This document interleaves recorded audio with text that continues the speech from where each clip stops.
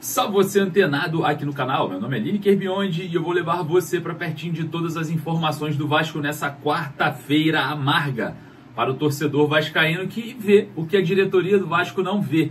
É impressionante, né? Todo mundo vê que o Carille não serve e a diretoria do Vasco, não sei o que eles pensam, né? É difícil de entender, né?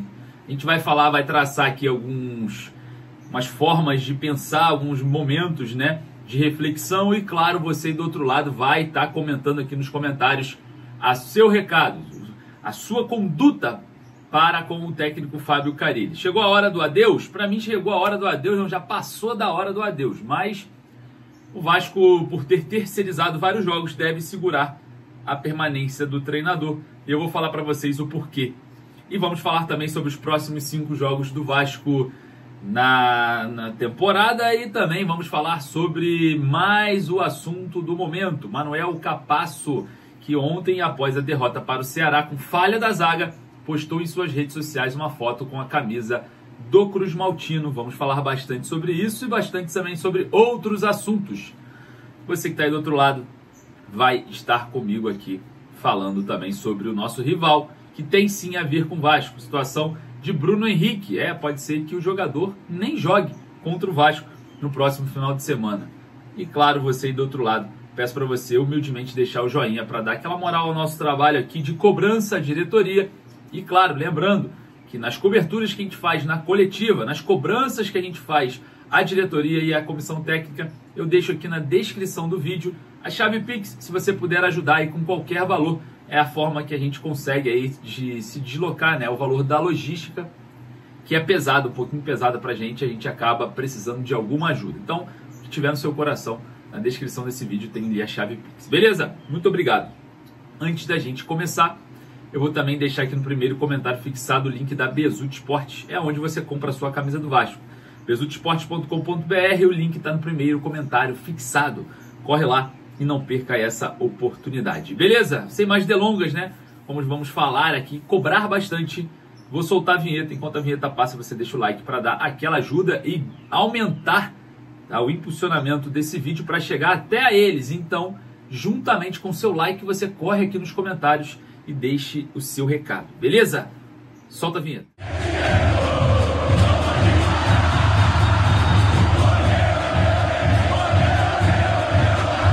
O Vasco é derrotado pelo Ceará na Arena Castelão por 2-1 em mais um jogo trágico do setor defensivo vascaíno. Mais uma vez a bola aérea faz o Vasco como vítima, né? Bola aérea previsível. Contra o Melgar tomamos 3 gols de bola aérea, contra o Corinthians tomamos gols de bola aérea, e contra o Ceará, e assim vai. Tem vários motivos, né? A má fase da zaga vascaína, principalmente do zagueiro João Vitor, que está completamente perdido, disperso ali, dessa questão defensiva, né? Completamente disperso. Impressionante como o João Vitor tem dificuldade de concentração, dificuldade de tomar decisões. Ainda é muito imaturo para ser o cara da zaga vascaína. Maurício Lemos, que chegou, infelizmente, tá? Ainda vai desenvolver, mas não será esse xerifão, né, que a gente estava imaginando. O Lucas Freitas foi literalmente atropelado pelo Pedro Raul no primeiro gol. Infelizmente, é até um bom jogador, mas não vai passar disso. De partidas nota 6, 7 no máximo. É o teto do jogador. E a gente observa os demais. Lucas Oliveira falhando também aí. Já falhou quando estava jogando ali na zaga vascaína. Os garotos Luiz, Gustavo e Lincoln não podem receber tanta pressão assim para comandarem uma zaga de um time que, segundo o presidente, é o top 8 no elenco de elencos, né, no Brasil. Bom, falando sobre isso, a diretoria do Pedrinho vem tentando arrumar essa zaga, já tem 2 janelas, né, e nada de conseguir. Observando o Vasco em campo ontem, é mais do mesmo do Fábio Carille. Um time espaçado, um time sem criatividade, um time sem repertório, um time sem um camisa 10. Chegou ao fim, tá? Na minha opinião, a era Payet no Vasco. Não dá mais. Acabou. O Payet se lesionou, a gente ainda não tem informações sobre a lesão do Payet no joelho, né, direito do jogador. E preste atenção que eu vou falar aqui para vocês, tá? A situação pode ser grave. E o contrato do Payet vai até o dia 5 de maio. É isso mesmo, tem 14 dias para acabar aí o contrato do Payet com o Vasco. Então, se você não deu adeus, corre aqui nos comentários e já deixa o seu adeus ao Dimitri Payet. Não tem negociação em curso, não tem contrato para ser renovado e o jogador ainda acaba de se machucar, né? A gente não sabe a gravidade, né, dessa lesão no joelho do Payet, no momento ali de um possível pênalti que não foi pênalti, tá? O jogador do Ceará, ele toca na bola, ele chega por cima forte, mas ele esbarra na bola. Se ele não esbarrasse na bola, seria pênalti, mas infelizmente ele encosta na bola e foi certa a não marcação dessa penalidade. Observando o Vasco dentro de campo, a leitura do Carille, ela é muito falha, né? Quando você tem o Dimitri Payet, que você sabe que ele não vai suportar os 90 minutos, que ele nunca suportou, você utiliza-se de outra referência técnica, né? Que seria o Nuno Moreira, é o mais próximo ali para jogar nessa posição. Ele simplesmente abre mão do Nuno Moreira no segundo tempo e perde o Payet. É impressionante a falta de leitura do Fábio Carille. É um treinador que parece que não entende de futebol dentro de algo tão simples. Se você tem um jogador como o Coutinho, e ele mesmo já falou que mantém o Payet no banco de reservas porque precisa de uma referência técnica a 90 minutos. E essa leitura não foi feita contra o Ceará, porque na falta de Coutinho e Payet, qual jogador que atuaria ali pelo meio? Nuno Moreira, né? Só que ele saca o Nuno Moreira, ele tira o Nuno Moreira que ficou encaixotado, né, na marcação do bom lateral direito Galeano do Ceará, né? O lateral direito muito bom, por sinal, muito bom jogador. Ficou encaixotado ali, preso naquele percurso da ponta ali, e ele perde duas referências técnicas e acaba que o Vasco ainda perde mais em criatividade. Aí abusa-se do Jair, né, no segundo tempo, né, o Jair tendo que ser esse jogador que arma e tenta desarmar. Acaba que o Vasco fica sem repertório. Quando o Ceará recua o time, traz o time do Vasco para o jogo, né, ele dá um passo para trás, o Ceará consegue dar esse passo para trás, o Vasco entra no jogo, dando ali ao Ryan uma certa de um protagonismo no jogo. O Ryan entrou muito bem, né?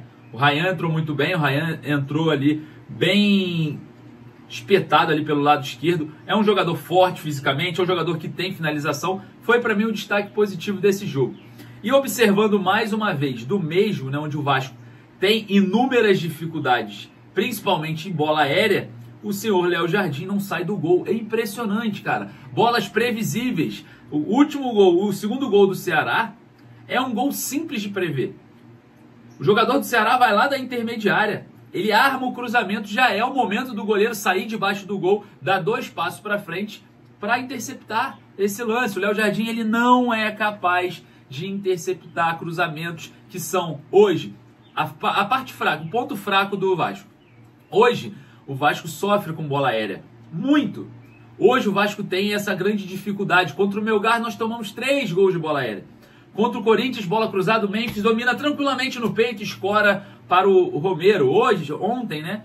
Se a gente for analisar hoje o gol de ontem, mais do mesmo, cruzamento escorado lá pelo garoto que entrou pelo lado esquerdo lá do Ceará para o Pedro Raul finalizar para o gol. Mais do mesmo. Então, para evitar a bola aérea, nós precisamos que o Léo Jardim aprenda a sair do gol o quanto antes, senão não vai dar. Vai estourar na zaga o tempo inteiro e a zaga é muito fraca. A zaga é muito frágil, é mais um ano de uma zaga muito fraca.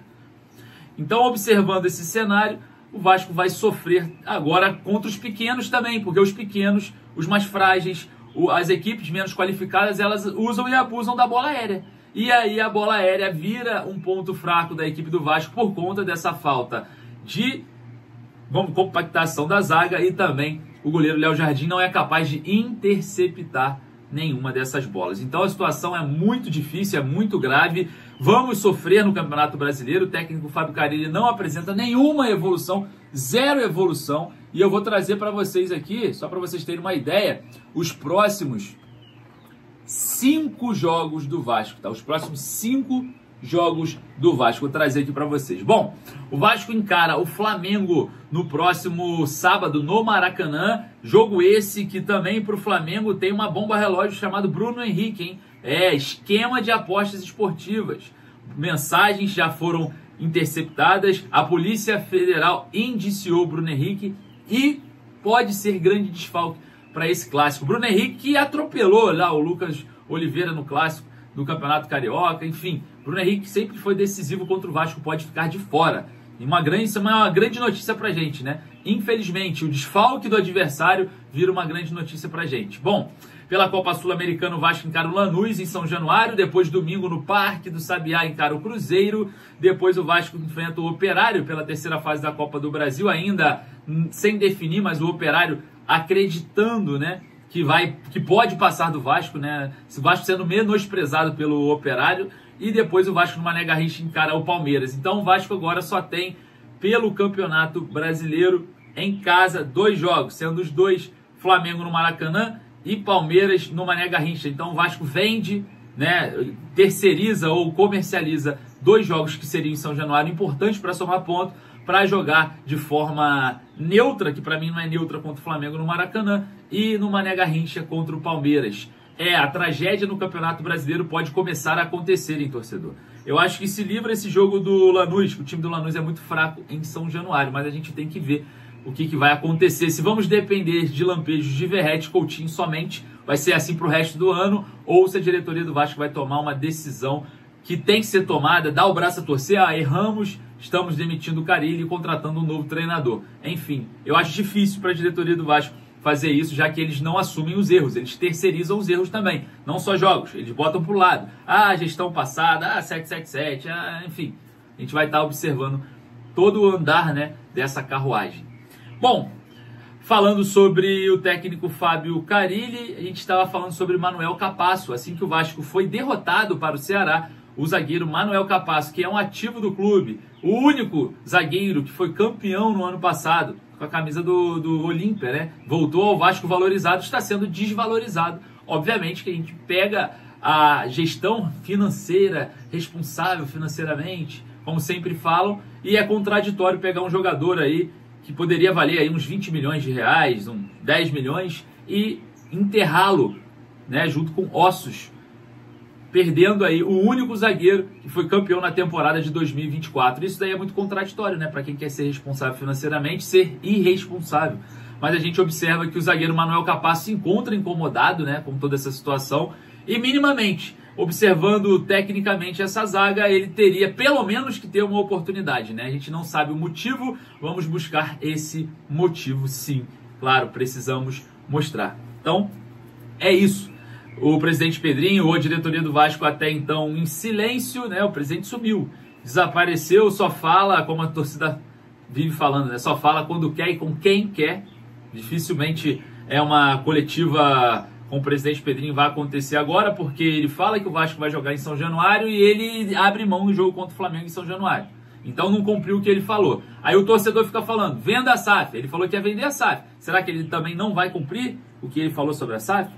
Reforma de São Januário, será que também não vai ser cumprida? Então quando você não cumpre uma coisa, as outras entram em xeque, naturalmente. E o torcedor fica cada vez mais à deriva. Então você que está aí do outro lado, eu peço para você deixar sua opinião lá nos comentários, mande o seu recado para o técnico Fábio Carille. Fica Carille ou fora Carille? Vai lá nos comentários e participa aqui com a gente. Porque eu vou ficando por aqui, daqui a pouco eu estou voltando com muito mais informações. Forte abraço, saudações vascaíno.